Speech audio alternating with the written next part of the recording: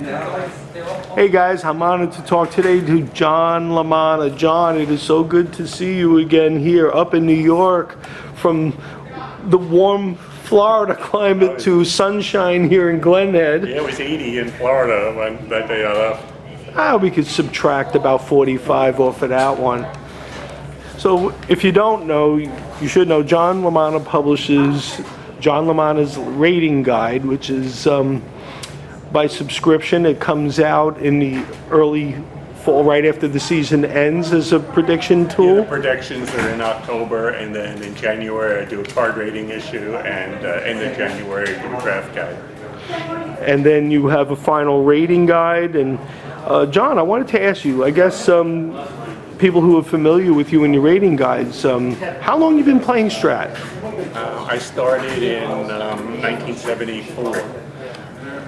Oh, about 2 years before I did, back in those wonderful 1970s card days. And obviously you were a student of the mathematics and the probabilities of the cards.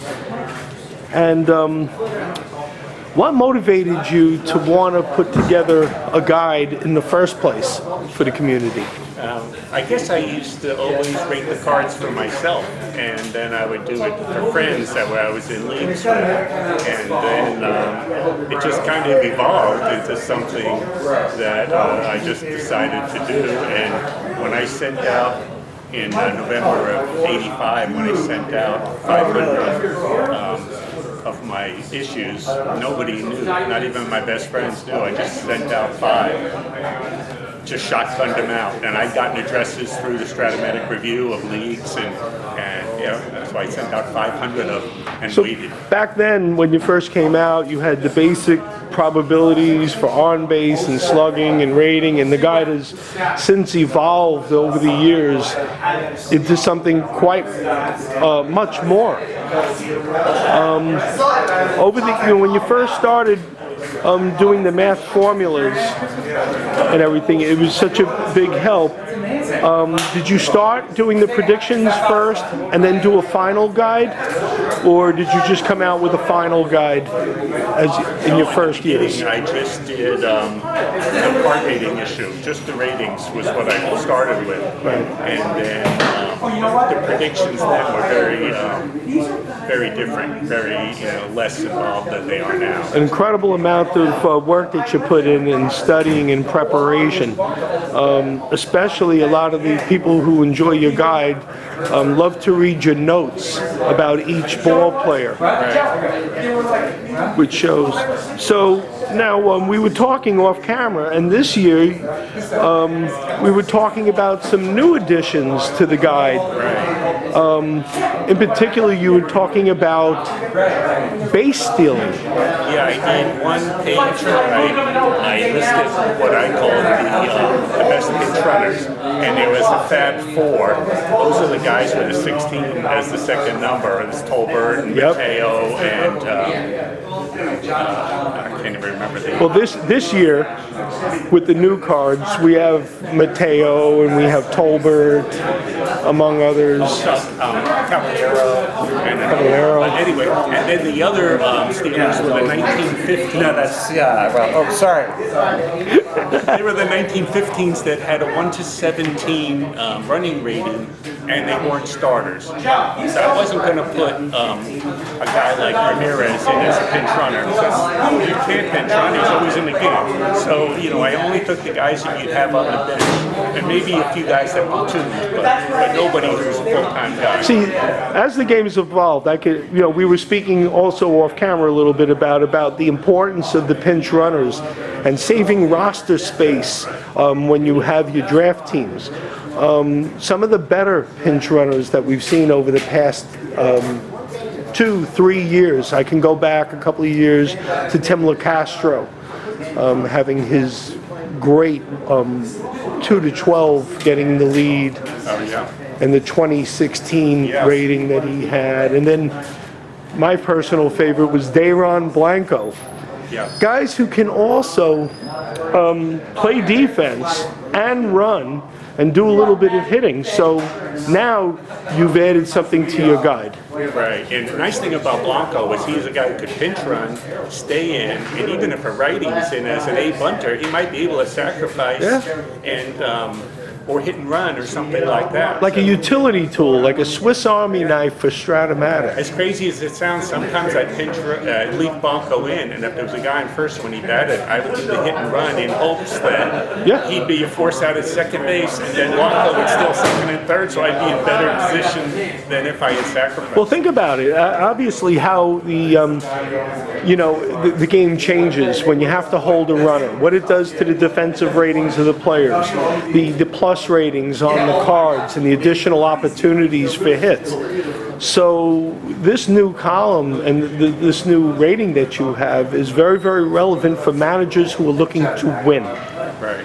If you want to have an advantage over your opponents. It got to the point where people knew I was going to steal home a lot, and they still. One time in a playoff, one of my stat guy I've been playing with forever held me on third base just because he couldn't stand the fact that I was. Could you imagine? He held him on third. It's very rare. Even with a 35% chance, still sometimes there's situations, especially if you can put a AA type over on first base and have like one of these super stealers over on third, the delayed steal opportunities in the game. Yeah, on my website I wrote an article about Blanco the year I had him on 3 teams. He stole over 100 bases with each team, and you got to use them. I broke down how many steals a second and how many steals a third and home, and his percentages and all. It was very interesting to do. So this year, when you buy the guide, you'll be able to kind of take a look at John's list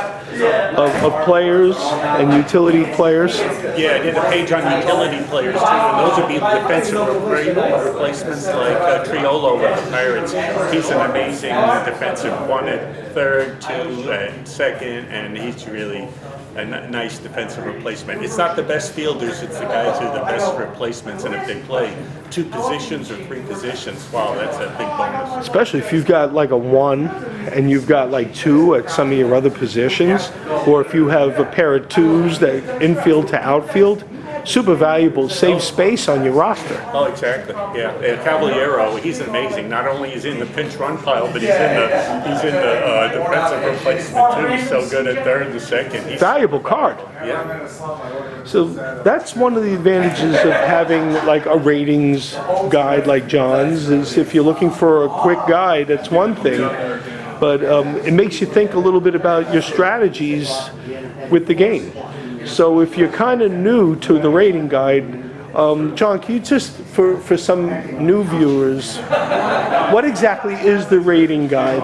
On the rating guide for the hitters, so I list the player's age, their at-bats, their hits against... Oh, now you have age included too. Yeah, the age is so important now because with sure is. Prospects and the way people follow prospects and draft them, some of my leagues, age is probably the most important factor in drafting players. So it's I got the age at bats, the hits versus left and right. Then I have the on-base total base versus left with the diamond. Then the same versus right. List the clutch and the ground ball ace, the straight home runs, and then of course the secondary ratings like the bunt, hit and run, running, fielding, stealing, injuries, and the pitchers have the same ratings as the hitters except for the hold on rating. I'm going to ask a little bit of a difficult question. Awesome. Which of the Stratomatic variables are, aside from defensive ratings so important, are most heavily weighted when you start to make your rankings? For example, bunting and hit and run, speed, throwing arm, versatility, balance, what would you say is kind of like a pecking order of importance It really in determining depends your on, rank? if you're talking about a tournament, or you're talking about a Draft league.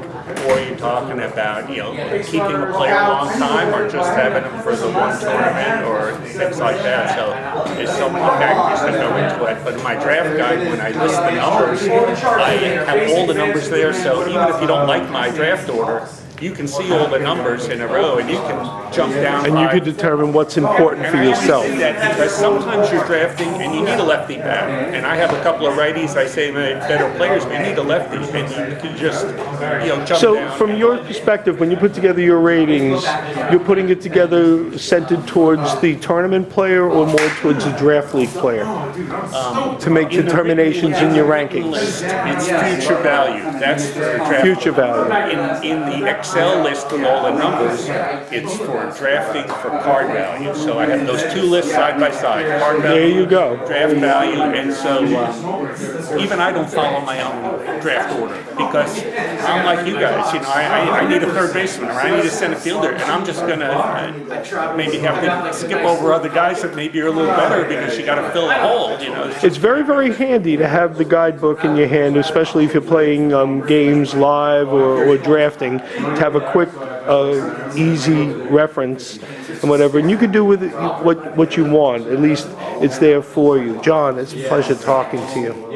One thing I do too, I check my draft list with I do a draft, a 10-team draft, and it's the top 200 I've always put on the last page of my draft guide. And I use draft. That's how I check my list. And as I'm drafting, I'm like, why did I do this? So I'm going to move this guy up. And then also when I do that list, it puts the guys like Ref Snyder on Boston. You need those guys that crush lefties. And every once in a while, I'll have them low to start with on the draft list. But after I do my 200-player draft, I'm like, oh no, he would be higher because if you're drafting lefty power guys, you need those guys that crush lefty pitching just to protect them.